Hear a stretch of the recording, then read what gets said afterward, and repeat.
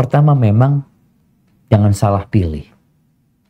Kalau engkau ingin harmonis, istiqomah harmonis, jangan salah pilih istri, jangan salah pilih suami. Kenapa?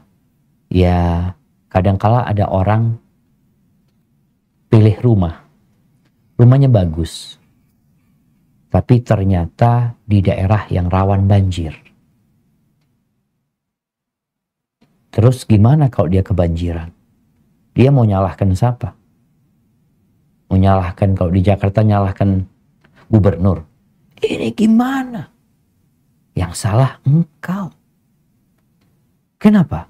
Karena ada titik-titik yang memang selalu banjir.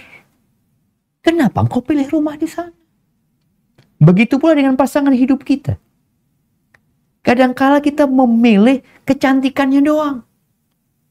Aduh, ternyata nggak punya istri, wajahnya doang yang cantik. Kalau ngomong, bikin orang sakit hati. Ada perempuan kayak gitu. Siapa yang disalahkan? Nabi SAW mengatakan, tunkahul mar'ali arba'. Perempuan itu dinikahin karena 4 perkara. Yang pertama, karena kecantikannya, karena hartanya, karena darah birunya, karena dia bangsawan. Yang keempat, karena agamanya. Ini kembali kepada yang pertama. Karena agamanya. Terus, ya orang bebas. Engkau mau menikah silahkan. Engkau kepingin apa? Kalau engkau ingin bahagia, kata Nabi SAW, fadfar bidhatid din taribat yadak. Maka jagalah atau beruntunglah engkau dengan mendapatkan wanita yang agamanya baik, selamat. Begitu pula dengan para wanita. Kebanyakan wanita, mungkin bahasa kebanyakan salah. Atau ya sebagian wanita. Itu kalau memilih suami yang dia lihat apa? Kebanyakan fulusnya. Kebanyakan lagi afwan. Sebagian. Atau sebagian besar. Karena kaya. Jadi laki-laki itu mendapatkan istri yang cantik dengan hartanya. Wanita yang cantik mendapatkan suami yang kaya dengan kecantikannya. Klop nih. Si perempuannya cantik, dapat suami yang kaya. Apakah mereka akan bahagia? Belum tentu. Makanya Nabi SAW memberikan arahan kepada para wanita. Idza atakum man tardawna dinahu wa khuluquhu fa'ankihu atau fazawwiju. Kalau datang kepada kalian seorang laki-laki yang agamanya kalian ridhoi, kemudian akhlaknya kalian sukai, kawinkan tuh. Para wanita, tolong didengarkan hadis ini. Kalau mau cari pasangan hidup yang agamanya baik, agama ini ada yang minimal. Minimal tuh calon suamimu melaksanakan yang wajib, meninggalkan yang haram. Itu minimal. Kalau dikatakan suami anak baik, Ustaz, Masya Allah ya, dia menghormati orang tuanya, dia suka berbagi sama orang lain, menghormati wanita. Cuma dia nggak sholat, Pak Ustadz. Sholatnya bolong-bolong. Oh, nggak masuk kategori hadis ini. Agamanya udah X, nggak masuk. Oh, tapi nanti bisa diperbaiki. Oh, terserah. Tapi Nabi SAW sudah menyebutkan. Bila datang kepada seorang laki-laki yang agamanya baik, minimal yang wajib dikerjakan, yang haram ditinggalkan. Dan akhlaknya mulia di sini. Boleh jadi ada orang-orang yang Masya Allah lemah, lembut, sopan, santun, tapi nggak sholat. Tapi ada orang yang sholat, Pak Ustadz, Masya Allah, yang wajib dia jaga, bahkan sunnah dia lakukan. Tapi akhlaknya buruk. Jangan. Nabi SAW mengatakan yang akhlaknya kalian ridhoi bersama agamanya. Kalau tidak, akan terjadi kerusakan di muka bumi. Jadi kalau bicara KDRT, bicara selingkuh, bicara perzinaan, bicara macam-macam dalam rumah tangga. Salah satu sebabnya yang Nabi sebutkan, illa taf'alu. Kalau kalian tidak melakukan ini, yaitu mencari pasangan yang agamanya baik, ya, akhlaknya mulia, maka akan terjadi fitnatun fil ardi wa fasadun kabir. Akan terjadi fitnah di muka bumi ini dan kerusakan yang besar, kata Nabi alaihi salatu wassalam. Terus gimana kalau salah pilih? Ya udah, kau perbaikin. Yang udah beli rumah di tempat banjir, ya udah gimana sekarang? Bikin gorong-gorong bikin apa, penyedot air, barang-barang taruh di atas, ya dikondisikan. Rumahnya ditingkat, supaya banjir ke bawah, yang atas nggak kena banjir. Begitu pula yang sudah kawin, mendapatkan suami, atau mendapatkan pasangan hidup yang tidak sesuai, ya engkau berusaha untuk memperbaiki. Dan insya Allah, semua orang itu berpotensi untuk berubah. Bisa jadi orang baik. Bagaimana Umar bin Khattab radhiyallahu anhu yang memusuhi Islam kemudian jadi orang yang membela Islam. Dan boleh jadi pasangan hidupmu yang awalnya nggak taat, nggak nurut, boleh jadi kemudian dia jadi orang yang taat kepada Allah dan nurut kepada perintah-perintahnya. Kemudian hal yang kedua, menampakkan cinta dan kasih sayang di dalam rumah tangga. Jadi memang ungkapan sayang, ungkapan-ungkapan yang baik, ya, itu perlu ada dalam rumah tangga kita. Rasulullah SAW mengatakan, "Idza ahabba ahadukum akhahu falyu'limhu." Kata Nabi SAW, apabila seorang itu mencintai saudaranya, hendaklah dia memberitahukan kepada saudaranya. Hadis ini sahih oleh Syekh Albani. Dia kasih tahu. Ini dalam hubungan umum, ya. Kita kalau cinta kepada saudara kita karena Allah, kita katakan uhibbuka fillah. Bagaimana di dalam rumah tangga nih? Tunjukkan cinta. Nabi SAW, subhanallah, beliau memanggil istrinya dengan panggilan-panggilan yang indah sekali, yang menumbuhkan cinta. Jadi kadangkala ada rumah tangga yang belum saling mencintai. Iya, karena memang kita tahu menikah itu tidak harus saling mencintai. Lalu terus gimana? Ya cocok, sesuai kriterianya. Tapi kalau sudah ada cinta, Masya Allah. Tapi kalau nggak ada, bisa ditumbuhkan itu cinta. Kadangkala kita tuh dapat kembang, dikasih kembang sama orang. Ini ada bunga, tapi udah mau mati. Gitu. Nggak apa-apa, bismillah. Aku rawat. Dirawat, Masya Allah. Bunga pohon itu jadi bagus dan berbunga indah. Karena dirawat. Begitu pula di rumah tangga kita. Perlu dirawat cinta itu. Hadirkan cinta. Panggil dengan panggilan-panggilan yang indah. Karena kadang-kala panggilan yang indah ini hanya ketika sebulan doang. Bulan madu. Atau belum punya anak. Setelah punya anak, dilihat bininya udah mulai gembrot, ya. Udah mulai, ya akhirnya kadang-kala panggilannya nggak baik. Apalagi kalau udah ribut. Kadang-kala suami mengeluarkan apa yang di kebun binatang, si istri mengeluarkan yang ada di toilet. Na'udzubillah. Maka tolong tumbuhkan cinta. Rasul SAW mengatakan, la yafraq mu'minun mu'min. Nggak boleh seorang laki-laki yang beriman itu membenci istrinya. In kariha minha khuluqan. Kalau ada yang dia tidak sukai, bukankah ada yang lain yang dia sukai? Gitu. Kemudian yang ketiga, ada namanya taghaful.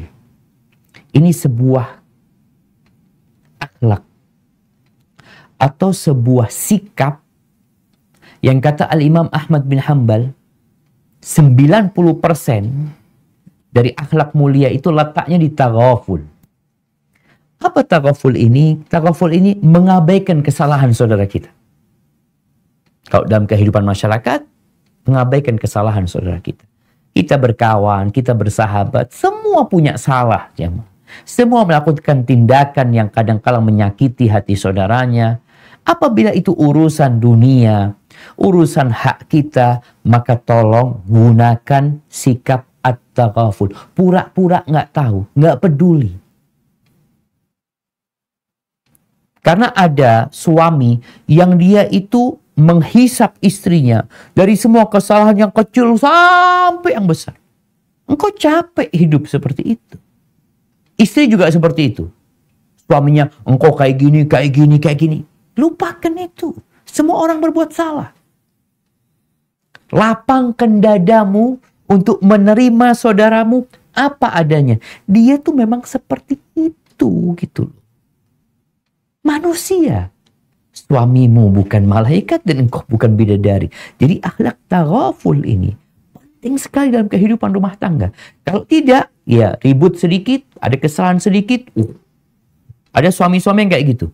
Sampai istri mengatakan, ya Allah Ustaz, nih suami remeh masalahnya, teriak-teriak sampai tetangga datang semuanya. Maka perlu ada sikap at-taghaful, yaitu mengabaikan kesalahan, melupakan. Subhanallah, kalau kita melihat ucapan-ucapan ulama tentang taghaful ini, Al-A'mash mengatakan at-taghaful yudfi'u syarran kabiran.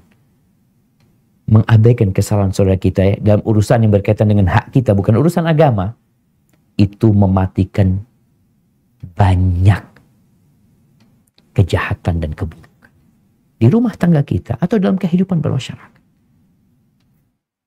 Kalau engkau mencari kawan yang tanpa kesalahan, engkau sampai mati nggak akan punya kawan. Cukuplah kita punya kawan yang kesalahannya terhitung. Begitu dengan pasangan hidup kita. Kalau engkau mau ganti istri mau gugat suami cerai, kepingin nikah sama laki-laki lain, engkau akan dapatkan pasangan hidupmu tetap punya kesalahan. Kuncinya taghaful. Selama itu urusan-urusan remeh, bukan urusan agama, urusan hak kita. Mungkin suami yang seharusnya dia pulang ya, disambut sama istrinya, ditawarin makanan ini tuh, tapi istrinya tidak melakukan itu, istrinya sibuk di dapur. Ada suami yang ya udah. Istri juga seperti itu. Suaminya kadangkala dia sibuk dengan kerjaannya ini dan itu, lupa sama istrinya karena kesibukan dia. Jangan dijadikan itu pemicu keributan dalam rumah tangga. Udahlah, mungkin suami lagi sibuk, mungkin suami lagi. Ada perempuan, ada seorang istri yang dia sudah bersolek buat suaminya. Tahu-tahu suaminya datang nggak memuji dia, nggak ngomong apa-apa. Itu jadi pemicu keributan. Jangan. Udah, mungkin suami lagi ini, lagi itu, punya pikiran sehingga dia nggak memikirkan istrinya. Kemudian yang keempat, saling memuji, saling berterima kasih. Suami istri ini perlu. Istri terima kasih sama suaminya. Suami terima kasih kepada istrinya. Di dalam kehidupan masyarakat, kita tuh kalau ada yang bantuin kita, anak rasakan ya. Kita kalau di kantor ya, ada yang bersihkan kantor, kadang-kala cleaning service, ada yang bawain kopi ini, kita katakan jazakallah khair, syukran. Istri katakan juga jazakallah khair. Suami kadang-kala pulang dari kantor bawa gorengan, cuma gorengan yang mungkin harganya 5.000. Istri katakan, ya Allah makasih banyak bang ya. Jazakallah khair. Barakallah fiik. La yashkurullah man la yashkurun. Kata Nabi SAW, tidak bersyukur kepada Allah orang yang tidak berterima kasih kepada manusia. Pujian, sanjungan kepada pasangan hidup kita ini akan membuat mereka lebih lebih baik lagi gitu. Istri akan lebih melayani, suami akan lebih peduli. Karena dia tahu pasangannya ini menghargai apa yang dilakukan oleh suami atau istri. Kemudian yang kelima, perlu adanya duduk bersama ya. Makan bersama, atau kalau nggak bisa makan bersama, mau tidur malam itu ngobrol bersama, cerita-cerita. Itu dilakukan sama Nabi SAW. Mendengarkan ceritanya Aisyah, mendengarkan ceritanya ya istri-istri yang lain, Maimunah. Untuk apa? Untuk mendengarkan curhatan hati mereka. Kemudian yang keenam, jangan banyak tuntutan. La suami wala istri. Ahibati fillah, sesuatu yang bisa kita kerjakan di sini, kita kerjakan sendiri. Anak tuh punya ayam di rumah. Ada yang masih kecil-kecil ya. Ada anaknya ayam kalkun yang mereka butuh makan. Jadi anak kadang-kadang ngelihat, tanya, udah dikasih makan belum? Belum bang, lagi ngurusin ini. Ya udah, anak datang ke dapur, anak potongin makanan buat mereka, anak berikan. Jadi usahakan kita itu tidak semuanya nuntut, kamu kerjakan ini. Kalau kita bisa kerjakan sendiri, kerjakan sendiri. Umpamanya kepingin mangga nih. Seorang suami kan tinggal ngomong sama istrinya, tolong bukain mangga kok, aku pingin mangga. Tapi ngelihat istrinya sedang sibuk ini dan itu ya, dia ada kerjaan mungkin sama anak kita ini dan itu. Kita berangkat sendiri, kita kupas sendiri tuh mangga. Istri juga gitu. Jangan terus nuntut suaminya minta ini dan itu. Karena orang itu kalau dituntut, dia merasa tertekan. Dan itulah yang akan menjadikan bom waktu. Istri minta ini, minta ini. Suami juga kayak gitu. Kata Aisyah radhiyallahu ta'ala anha, ketika Rasul SAW di rumah, ngapain beliau? Ternyata beliau bantuin istri. Dia mengerjakan, beliau menservis dirinya sendiri. Yang bisa beliau kerjakan. Nggak semuanya minta kepada istri. Dan juga istri hati-hati ketika dia nuntut banyak. Pernah Nabi SAW itu memboikot semua istri. Semua istri. Kenapa? Karena mereka menuntut urusan dunia lebih dari apa yang Nabi berikan kepada mereka. Akhirnya Allah turunkan firman-Nya setelah sebulan, memberikan pilihan kepada semua istri Nabi. Engkau, kalau ambisimu dunia, in kuntunna turidnal hayatad dunya, perhiasan dunia, kemewahan dunia, kesini. Fata'alaina umatti'kun. Aku kasih pesangon buat kalian. Aku kasih harta kepada kalian, lalu aku akan ceraikan kalian dengan perceraian yang baik. Selamat tinggal. Kita nggak bisa bersama lagi. Maka tolong para istri jangan suka menuntut kepada suami. Kecuali yang jadi hak dia, yang suami tidak memberikan. Dan suami mampu. Tapi kalau sesuatu yang bukan hak dia hanya melihat tetangga punya ini, fulana punya ini, aku kok enggak ini dan itu, ini menjadi bom waktu dan engkau akan kehilangan keharmonisan gara-gara tuntutan urusan dunia. Kemudian, yang ketujuh, peduli dengan penampilan. Suami dan istri.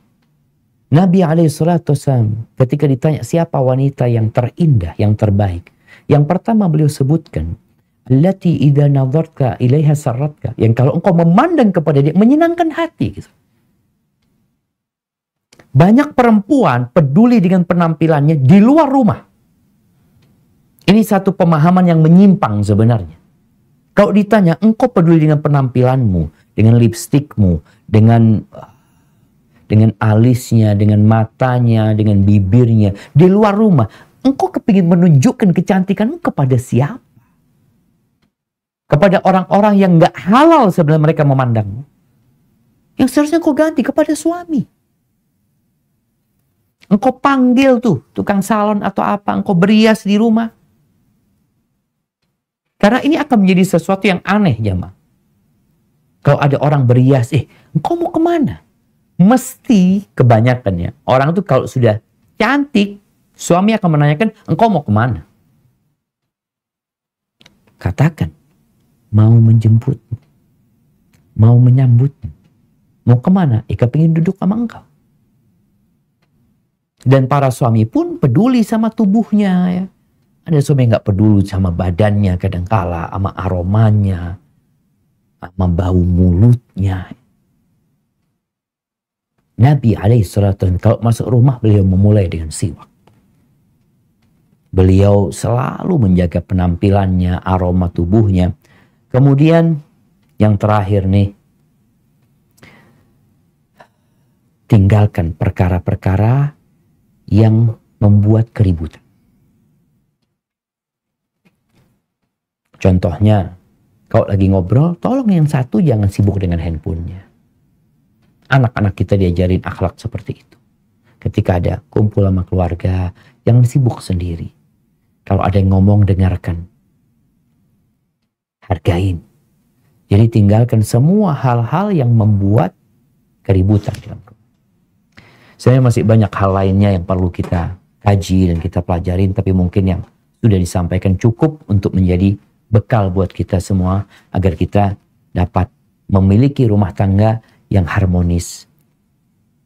bukan hanya sampai tua, tapi sampai di surga Allah Azza wa Jalla. Hada wallahu a'lam bishawab. Ana kembalikan ke moderator. Jazakillah khair.